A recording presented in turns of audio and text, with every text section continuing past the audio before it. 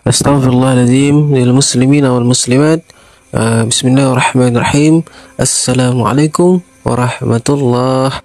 Puji syukur kita panjatkan kehadirat Allah Subhanahu wa taala karena hingga sampai saat ini, sampai detik ini, Allah Subhanahu wa taala begitu banyak memberikan kepada kita nikmat-nikmat yang luar biasa, terkhusus nikmat iman serta nikmat Islam. Maka tak lupalah kita untuk senantiasa mengingatkan hati kita, mengingatkan diri kita untuk senantiasa bersyukur kepada Allah Subhanahu wa taala dengan ucapan alhamdulillah. Tak lupa juga kita aturkan salawat serta salam kepada junjungan kita Rasulullah sallallahu alaihi wasallam. Semoga nanti kiranya harap hati Allah meridhoi atas diri kita ini, dan Rasulullah sallallahu alaihi wasallam berkenan memberikan syafaatnya kepada diri kita yang penuh dengan dosa ini, ya Allah. Dengan ucapan Allahumma salli ala sayyidina Muhammad wa ala ali sayyidina Muhammad. Dan kemudian ingatkan hati kita untuk senantiasa berdoa kepada Allah Subhanahu wa taala untuk mendoakan kedua orang tua kita. Harap-harap nanti kita ini termasuk ke dalam anak-anak yang berbakti kepada kedua orang tua, dan Allah Subhanahu wa taala mengampunkan dosa kita dengan ucapan Allahumma ghafir li dzunubi wa liwalidayya warhamhuma kama rabbayani shaghira. Amin amin ya Allah, ampunkan dosa kami ya Allah, amin ya rabbal alamin. Asmaul husna ya Allah Subhanahu wa taala yang ke-10 ialah Al-Jabbar. Allah Subhanahu wa taala berfirman dalam Al-Qur'anul Karim pada surah Al-Hasr ayat 25. Bismillahirrahmanirrahim. Huwallahu alladzi la ilaha illa huwal malikul quddusus salamul mu'minul muhaiminul azizul jabbar. Allah Subhanahu wa taala yang memiliki nama Al-Jabbar ini ialah yang maha berkehendak pada tiap-tiap sesuatu, dan tidak ada siapapun yang bisa memaksakan kehendaknya kepada Allah Subhanahu wa taala, karena semua yang terjadi itu pasti merupakan kehendak daripada Allah Subhanahu wa taala. Allahu akbar. Dan mohon izin, adapun beberapa contoh doa yang bisa kita munajatkan kepada Allah Subhanahu wa taala, semoga kehendak kita ini bersesuai dengan kehendaknya Allah Subhanahu wa taala. Bismillahirrahmanirrahim. Allahumma inna nas'aluka ridhaka wal jannah wa na'udzu bika min sakhatika wan nar. Allahumma inna nas'aluka salamatan fid dinina wa 'afiyatan fil jasadina wa ziyadatan fil ilmina wa barakatan fi rizqina wa tawbatan nasuha ya Allah, wa tawbatan qabla al-maut wa maghfiratan ba'da al-maut.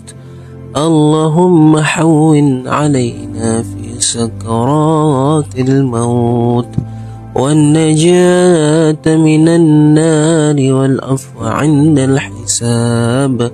Amin ya Allah.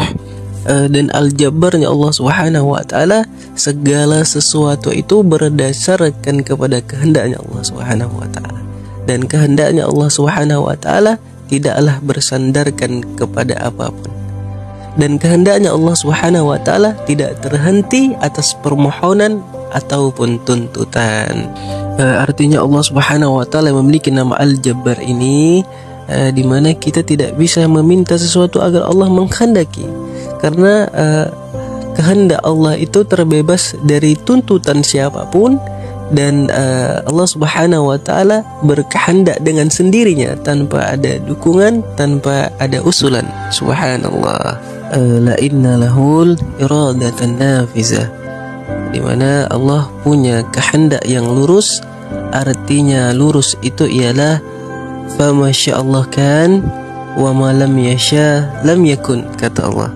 Apa-apa yang dikehendaki oleh Allah Subhanahu wa taala pasti terjadi, dan apa-apa yang tidak dikehendaki oleh Allah Subhanahu wa taala tidak terjadi. Nah, itulah namanya kehendak yang lurus, kehendak yang lulus. Masya Allah.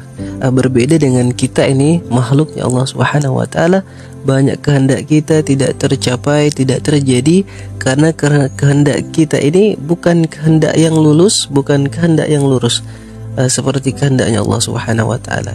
Karena kalau Allah sudah berkehendak pasti akan terjadi. Subhanallah. Maka demikianlah nama Allah Subhanahu wa taala Al-Jabbar ini yang maha berkehendak. Dan jika sesuatu itu terjadi di luar kehendaknya Allah Subhanahu wa taala, maka itu ialah mustahil.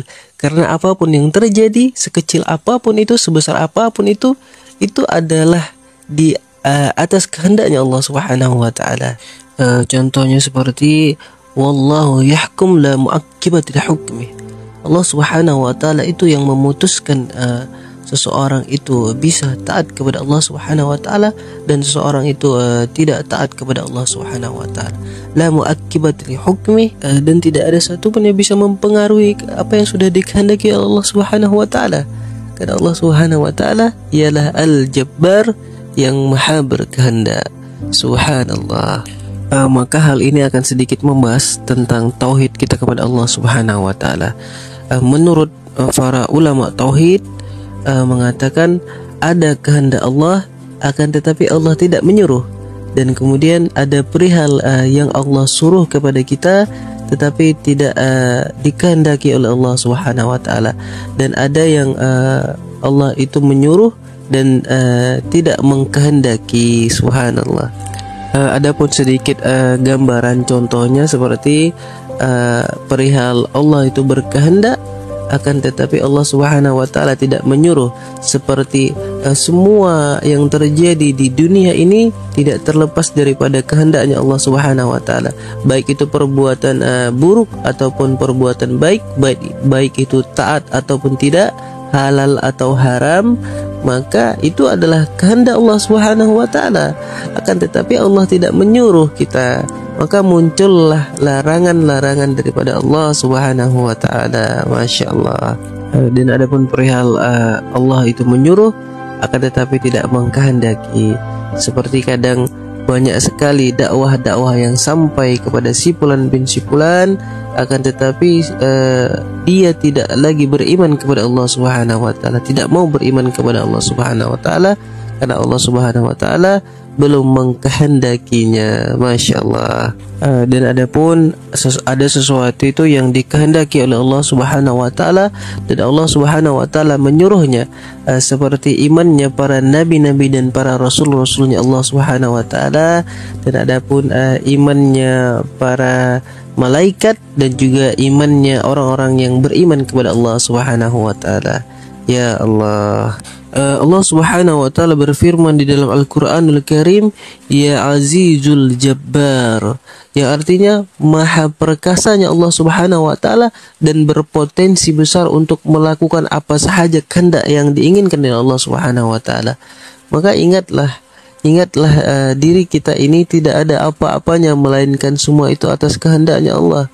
Maka bersyukurlah kita kepada Allah Subhanahu wa taala. Kita diberikan oleh Allah Subhanahu wa taala iman dan nikmat-nikmat yang begitu besar. Subhanallah, ya Allah.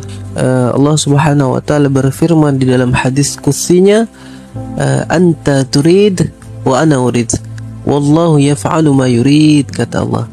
Engkau itu bisa berkehendak ini itu, dan aku juga bisa berkehendak, dan hanya kehendakkulah yang akan terjadi. Masya Allah. Maka hal ini akan menjadi renungan buat kita bersama, sehingga ketika kehendak kita itu bisa terjadi atau bisa sesuai dengan apa yang kita harapkan, apabila kehendak itu bersesuai dengan kehendaknya Allah Subhanahu wa taala, insyaallah.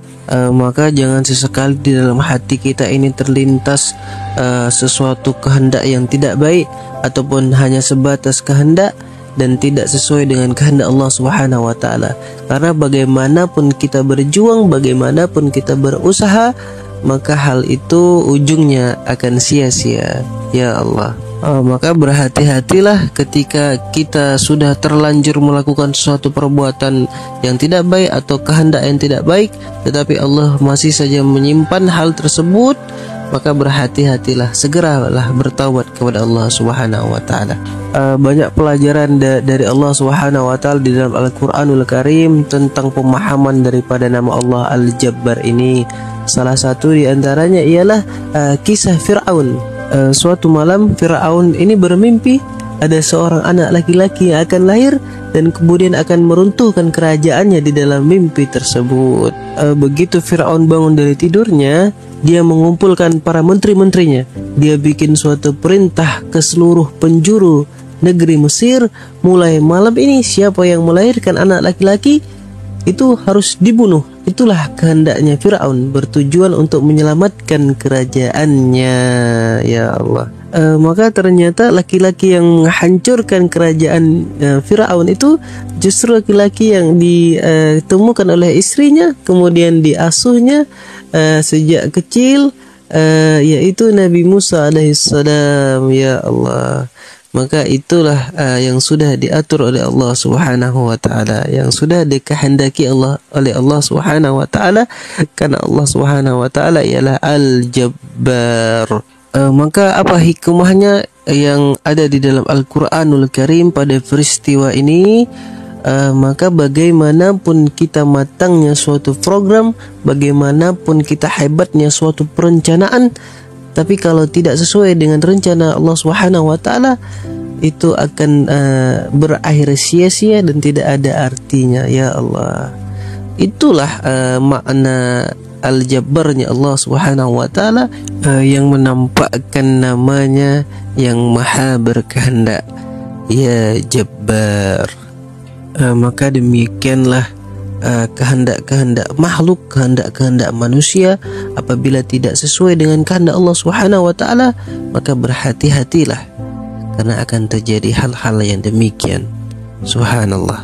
Dan kemudian menurut sebagian para ulama mengatakan tentang Al-Jabbarnya Allah Subhanahu wa taala ini ialah wallazi ajbara khalqah ala maqrat min islam min kufrin wa ta'atin wa makthiyah.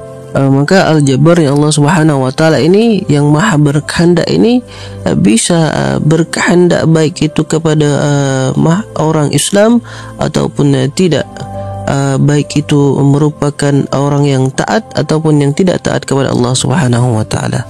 Dan ada pun beberapa contohnya seperti Bilal bin Rabah Al-Habsyi, sahabat besarnya Nabi Muhammad, Nabi kita Rasulullah sallallahu alaihi wasallam. Nah, Bilal ini merupakan seorang budak miliknya Umayyah. Umayyah ini berkehendak jangan ikut Nabi Muhammad, jangan beriman kepada Allah Subhanahu wa taala, dan jangan percaya kepada Rasulullah sallallahu alaihi wasallam. Dengan segala macam cara yang Umayyah lakukan kepada Bilal, dirayu, dipujuk, kemudian diancam serta disiksa sedemikian kejamnya. Ya Allah. Akan tetapi Allah Subhanahu wa taala berkehendak dan menguatkan iman Bilal hingga Bilal mengatakan tiada ilah, tiada Tuhan selain Allah Subhanahu wa taala. Dan akhirnya Bilal bin Rabah Al-Habsyi ini diselamatkan oleh Abu Bakar As-Siddiq dan menjadi sahabatnya Rasulullah sallallahu alaihi wasallam. Nah, maka demikianlah Allah Subhanahu wa taala yang memiliki nama Al-Jabbar ini, yang Maha berkehendak. Nah, kemudian ketika kita sudah pahami, kita sudah mengerti apa akhlak yang akan muncul di dalam hati kita, setiap perbuatan kita baik itu secara zahir ataupun terlintas di dalam hati kita, maka tak lupalah kita untuk mengatakan insyaallah. Maka jangan sesekali kita itu mengatakan kepada diri kita, mengatakan di dalam hati kita bahwasanya aku bisa melakukan ini, aku bisa mengerjakan itu, tanpa ada kata insyaallah. Karena Allah Subhanahu wa taala mengajarkan kepada Rasulullah sallallahu alaihi wasallam di dalam Al-Qur'anul Karim pada surah Al-Kahfi ayat 23. Bismillahirrahmanirrahim. Wa la taqulanna li syai'in inni fa'il dzalika khadha illa an yasha Allah.